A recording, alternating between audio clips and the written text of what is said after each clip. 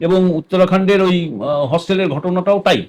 ওই যে একটা হস্টেলের মেয়ে, প্রথমে একটা মেয়ের ওরকম হয়েছে বলে দেখা অনেক মেয়ে সে চুল খুলে চিৎকার করছে, এই করছে, ছবি টবি আছে। আচ্ছা। মানে এটা খবরের কাগজে বেরিয়েছে। আসামের একটা স্কুলে এরকম হয়েছিল, ওরাও বলেছিল এটা ইয়ে হয়েছে, অপদেবতার কাজ।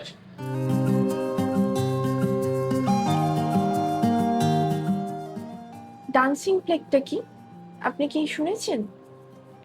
ডান্সিং প্লেগ এটা কলেরা বসন্ত মতন কোনো রোগ নয়, রোগ তো বটেই। ডান্সিং প্লেগ নামটা এসেছে বহু পুরনো একটা ঘটনা থেকে। ঘটনাটা ঘটেছিল 1518 সালে ফ্রান্সের একটা ছোট শহরে, স্ট্রাসবার্গ বলে শহরে। খুব অদ্ভুত একটা ঘটনা ঘটেছিল। সেখানে দেখা গিয়েছিল শহর জুড়ে কয়েকশো মানুষ উদ্দাম নেচে যাচ্ছে। মানে নেচে যাচ্ছে মানে কি, তারা থামছে না। কিভাবে শুরু হলো, প্রথমে দেখা গেল এক ভদ্রমহিলা প্রথম রাস্তায় নেমে নাচ শুরু করেছে। নাচ শুরু করতে সবাই ভাবলো হতে পারে সে নেচেছে। তার দেখা দেখি একজন দুজন করে লোক বাড়তে থাকলো। কিছুদিনের মধ্যে দেখা গেল সারা শহর জুড়ে কয়েকশো মানুষ, তারা অনিয়ন্ত্রিতভাবে উদ্দাম নৃত্য করছে। নাচ কিরকম নাচ, তাদের কেউ থামাতে পারছে না। মানে ক্লান্ত হয়ে পড়ে যাচ্ছে, আবার উঠে দাঁড়িয়ে সে নাচছে। এই করতে করতে অনেকে অজ্ঞান হয়ে পড়ে যাচ্ছে, অনেকে হাসপাতালে নিয়ে যেতে হয়েছে, কিন্তু নাচ থামানো যাচ্ছে না। এবং ধীরে ধীরে এই সংখ্যাটা বাড়তে থাকলো। তখন ওখানকার লোকজন খুব চিন্তায় পড়লো। ওখানকার তখন ওরা কি হতো, সব গ্রিসের চিকিৎসা পদ্ধতি তারা ওটা ফলো করতো। তো ওরা বললো যে এটা হচ্ছে রক্তের গন্ডগোল। ওরা বললো এটাকে হট ব্লাড, হট ব্লাডের জন্য এটা হচ্ছে, রক্ত গরম হয়ে গেছে। তো ওদের নাচতে দাও, নাচতে নাচতে এটা কমে যাবে।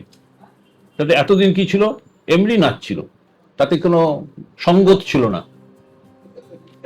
তখন শহর থেকে, শহরের মেয়র বা যারা মাথা, তারা কি করলো, বললো ঠিক আছে। তখন তারা মিউজিশিয়ান ভাড়া করে নিয়ে এলো। মিউজিশিয়ান ভাড়া করে একটা আলাদা জায়গা করে দিল, সেখানে গিয়ে লোক নাচতে থাকলো, সঙ্গে মিউজিক, নাচের তোড় গেল বেড়ে। কিন্তু থামার কোনো লক্ষণ নেই, নেচেই চলেছে, নেচেই চলেছে। লোক নাচতে নাচতে অজ্ঞান হয়ে পড়ে যাচ্ছে। শোনা যায় দু একজন লোক মারাও গেছে, কিন্তু নাচ বন্ধ হয় না। তো কি করে এদের থামানো যায়, শেষ পর্যন্ত সবাই মিলে ঠিক করলো এদের সকলকে নিয়ে চলো সেন্ট ভিক্টাসের মন্দিরে গিয়ে তাদের রাখা হলো।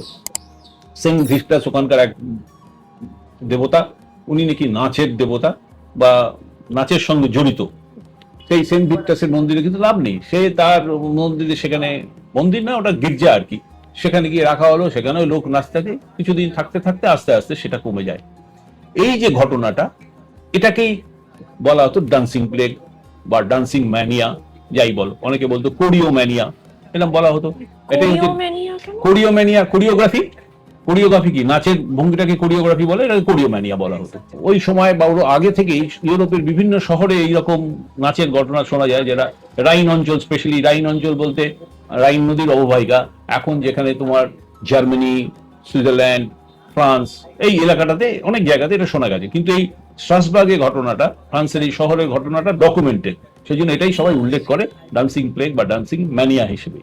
আর কোথাও মানে ইউরোপের এইসব এই ইউরোপের বিভিন্ন দেশে হয়েছে, আফ্রিকায় এরকম হয়েছে, ঘটনা শোনা গেছে। আমাদের দেশে এরকম অনেক ঘটনা শোনা যায়, দু চারটে ঘটনা। উত্তরাখণ্ডের এক জায়গায় এরকম একটা স্কুলে হঠাৎ দেখা গেছে যে এরকম মেয়েরা হই হই করে, একদম তাদের কনভালশন হয়েছে বলে চিৎকার চেঁচামেচি করে নাচানাচি করছে, তাদের থামানো যাচ্ছে না। তো এরকম আমাদের দেশে হয়েছে। আসামে দু চারটে ঘটনা আছে, নেপালের কিছু ঘটনা আছে, এরকম ঘটনা ঘটেছে। মানে এটা কোনো শারীরিক অসুস্থতার কোনো মানে মহামারী নয়, তাই তো? মানে তুই বলতে প্লেগ চাইছিস বলতে কেন, তো হ্যাঁ। কেন এখন কেন নিয়ে তখন লোকে বিশ্বাস করতো। ফ্রান্সে যখন ওই সময় তারা ভেবেছিল এটা দেবতার অভিশাপ, মানে দেবতার অভিশাপে এটা হচ্ছে, কোনো পাপ করেছো বা তার অভিশাপের জন্য তুমি ফল ভোগ করছো, এটা দেবতার অভিশাপ। যেটা আমাদের ভারতবর্ষের ইন্টিরিয়র অনেক লোক এটাকে ভেবেছে যে এটা ভূতে পেয়েছে।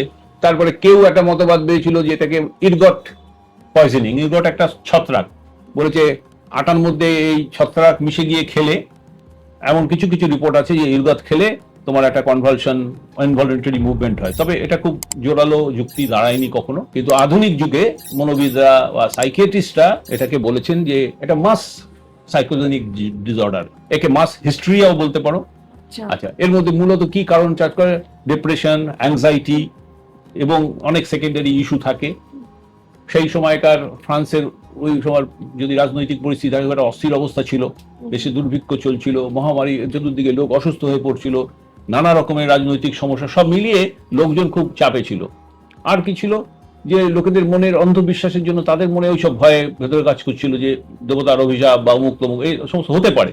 এই সমস্তগুলো মিলে তাদের মধ্যে ওই মাস হিস্টেরিয়া তৈরি হয়েছিল। আর মাস হিস্টেরিয়া খানিকটা ছোঁয়াচে রোগের মতন, এই একজন থেকে শুরু হলে সেটা থেকে দুজন, দুজন থেকে চারজন করতে করতে ওরা সবাই করেছিল। স্কুলে এগুলো খুব কমন।